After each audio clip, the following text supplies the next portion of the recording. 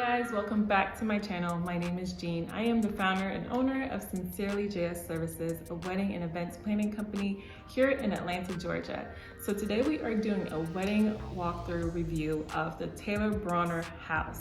Not to be confused, it also has a park. We're actually talking about the event space and house.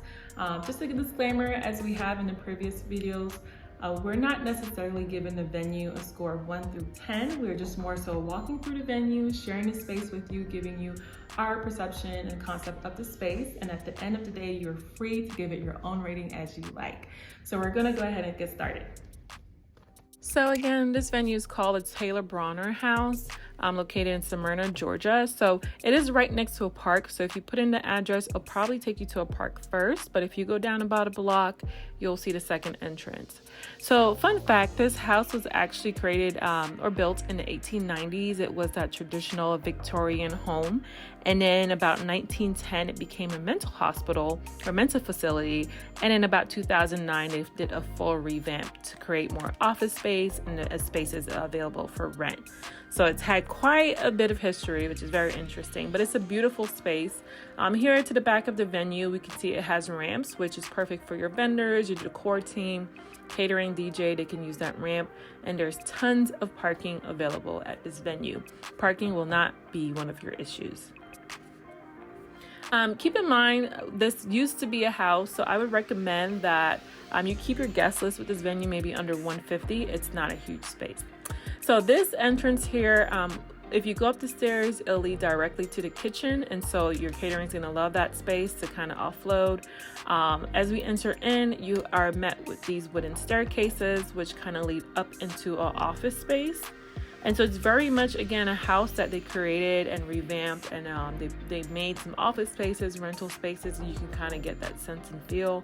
But we did not spend too much time up here. This is just so you guys can kind of see what up here looks like, but we had no business up here. All right, so then when you make your way down, you are hit with this hallway to the right of you. Ceremony space will be to the left, but for right now we're going to look at the hallway. We did use this hallway for our cocktail hour. We kind of set up 2 6-foot tables and a charcuterie board kind of set up, and had cocktail hour there. So we are not going to show you the bridal suite per se, but it looks exactly like this. The bride was in the suite, so we didn't want to interrupt anything, but her room looks exactly like this. It's a big open space with a sink. And then the groom has a smaller, it's probably half that size, but he has a smaller space. I would say work with your planner and coordinator to make sure you guys are coming at separate times, because the rooms are right next to each other, so you don't want to run into each other. So this is the ceremony, or this is the space that we use for the ceremony and the reception. So we did do a room flip. You could probably set up your ceremony outside as well. It's a beautiful space for that, but I'm happy we didn't because it was hot. So maybe do that for fall. But again, it's a beautiful space for a guest list about 150 or less. You don't want folks to be too squished in. So here's where we did set up our catering station, and we actually moved this cake a little bit later on, as you'll see. But we did set up catering in this corner. So this was the full setup. It came out beautifully. And then as you can see in that right corner, we have a full food spread, so the guests kind of transition to that area. And then we did move the cake over a bit. The dance floor space was that hallway space that you saw that gentleman walking down. We did use that for the dance floor. So this was the full spread. It was an African wedding. Oh, it was delicious. That food was so good. So my only complaint with this venue is the kitchen is tiny. It is very, very small. Another reason why I won't recommend a large guest list, because your catering is going to have a hard time navigating in this kitchen with a lot of food. It was probably about 4 of us in this kitchen at one time, and it was so tight. They definitely need a bigger kitchen eventually. It is very, very small. But nonetheless, it does the job. It does what it needs to. So this is an extra storage room.